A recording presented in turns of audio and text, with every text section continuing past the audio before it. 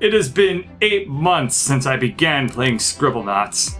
What originally started as a mere child's game has become my curse. I recall the simpler days of giving the elderly electric chairs, but I quickly realized that my imagination had outpaced the game's limitations. In the days of my youth, I might have given that feline a crowbar, or perhaps a small seesaw, but alas, I have been burned far too many times with this game's multitudes of selections. Did you mean Cobra? Did you mean Carob? It gets so bad that I question the mere existence of crowbars. My first impulse is to create a robot barber, but I feel as though true comedy doesn't come merely from slapping robot in front of my nouns in an effort to appear quirky or zany. My faith in those tropes have become increasingly shaken to the point where I can only react in horror to the reality of a world filled with giant crying babies and the entity known as tots. I feel a certain kinship with Mr. Dumpty here, but at least his wounds are visible. Mine are emotional in nature, and they cannot be healed with glue and bailey wire. But just like he is doomed to fall again, so must I venture on to find the next NPC who needs my help. Pinocchio, or as he's referred to here to avoid legal issues, Wooden Suspect Nosy Dunce, is still in that nasal conundrum. What do you want from me, Dunce? I can make noses of any size, color, shape, or material, and none of them make you cough up that precious starite. Speak to me! Let me know what it is you desire. This room has become a veritable cornucopia of noses, to the point where I can't even find your original among these duplicates. I think to myself, how might Maxwell have solved this puzzle? I must think more obvious. Green is not a creative color. Must I simply make him honest? I have received my 1000th paper cut from Occam's razor in this game.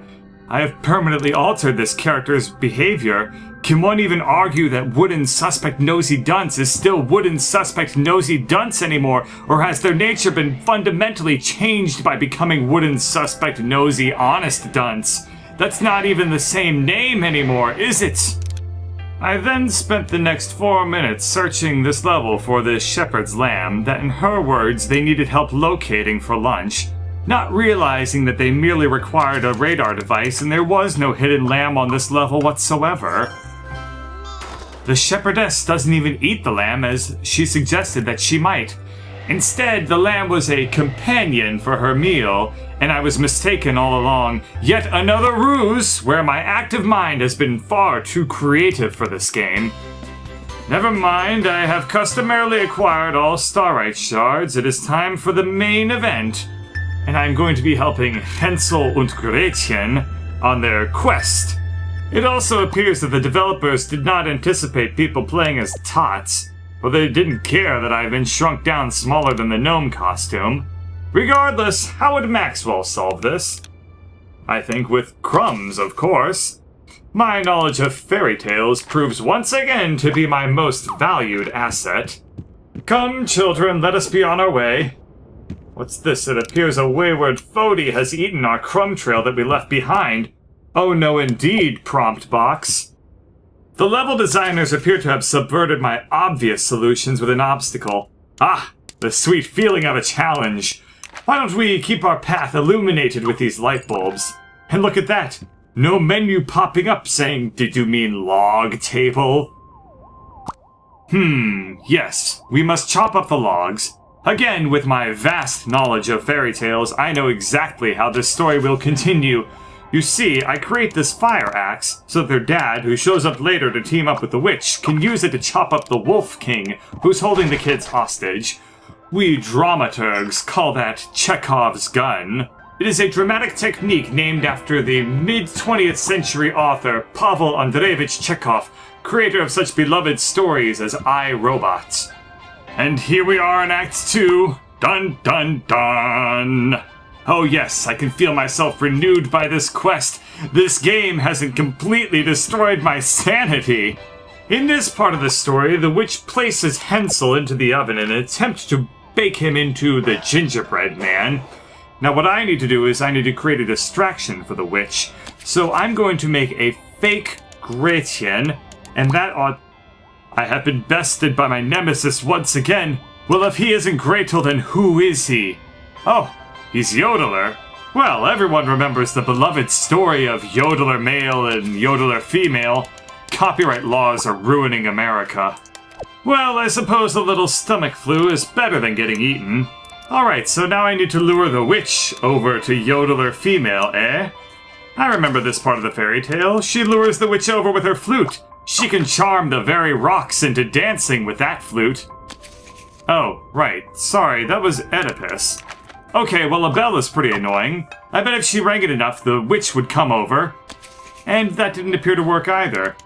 Maybe I can create a rope which can pull the witch over to her. It appears that I have made a physics object. I don't suppose attaching them together will aid the situation. Perhaps if I struck the witch, that would get her attention. Acha! This appears to be both working too well and working not whatsoever. Perhaps I can lure the witch over with something more tantalizing? What do witches like? I could perhaps make a toad. There is no finer plan than this one. And just as I had anticipated, the witch is lured by the frog's charms. Now next, the witch is going to attempt to kiss the frog and make him into a prince. Scratch that. Gretel is going to pick up the witch and throw her into the fireplace. That's not how usually the story goes. They must be thinking of a different one, because I would know how this story goes. Okay, so this key is too hot to handle, which means I need to create something that will cool it down. Perhaps water, the stuff of life. We can just pour out this water onto the key, and then it should be cooled off enough for us to pick up and free Hansel from his cage. And then we can all journey off and fight the Wolf King as we are supposed to do. Never mind, it appears that the lumberjack has followed the light bulb trail and has already taken care of the Wolf King for us. Run home, children. Thank you so much for keeping them safe. Have this. And as we all know, the story of Hansel and Gretchen ends with the lumberjack giving Tots a starlight. The end. Phew. Well, that was a pretty refreshing quest. I feel back to my old self.